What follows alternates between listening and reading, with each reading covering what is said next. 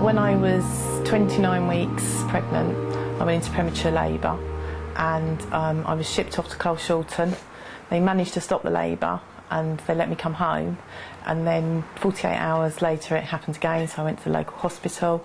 But during the time I was there, my stomach started to vibrate very rapidly, and the midwife said, "Oh, it's just an active baby, don't worry about it." So they stopped the labour, we went home, and then at I think she was 34 weeks, the same thing happened again.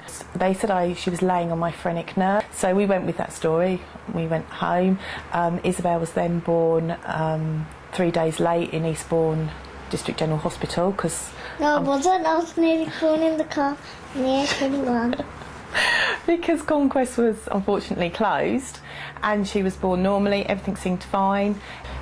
By the time she was 6 months old, we took her to see the paediatrician again, and we said she's not rolling over. And actually, when we thought about it, she actually didn't do anything except smile constantly. She didn't move things from one hand to another, she couldn't sit up, she couldn't roll over, she literally, her head went like that, and she smiled. She didn't cry to be fed, she didn't cry to be changed. She was your perfectly happy baby that did absolutely nothing. They put us through genetic testing. We had an MRI scan done. We had various other tests done locally and in London, and all the time the answer was on the MRI scan, which was sitting on a neurologist's desk up in London. Finally, when he came down to Conquest and shared the results with us, he said, "Your daughter has diplegia, cerebral palsy, probable cause is intrauterine seizures at 29 weeks. Go home and get on with your life." And because my husband and I had spent many, many years doing voluntary work with a judo club with disabled children, we thought we had a really good understanding of disability. But now we're walking in the shoes of a disabled parent, it is very different. So we've worked our socks off, along with physios, OTs, speech and language therapists, friends, and actually we now got a little girl who can't walk, but doesn't stop talking, wants to be a GP or she actually wants to be a paediatrician, or a teacher, and is actually pretty amazing. High up above or down below, when you're too in love to let it go. But if you never try, you'll never know just what you want.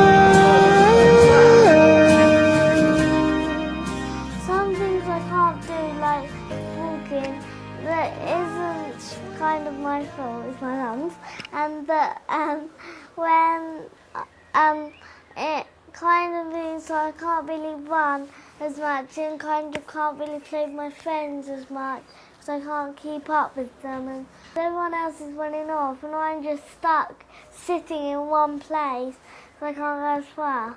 Through Charity for Kids, Isabelle's been able to have another bigger wheelchair that she can self-propel herself. The wheelchairs that are offered on the NHS are great wheelchairs, but they tend to be heavy.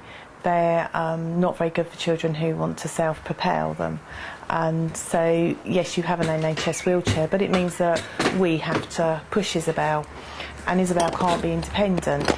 I went on a course about wheelchairs, and I never realised till we were made to spend the morning in the wheelchair how awful it is actually when you're sitting there 1 minute and suddenly somebody comes along and wheels you, and they don't tell you we're just going to go over here, and suddenly you're moved and you suddenly realise actually that's really wrong. This wheelchair makes a difference to me because then I can catch up with my friends, I can be near them all the time, and I can play duck, duck, goose, it's and suck in the mud. I'm really fast, I can be part of everything, and I can do all sorts of tricks, and I can dance in it.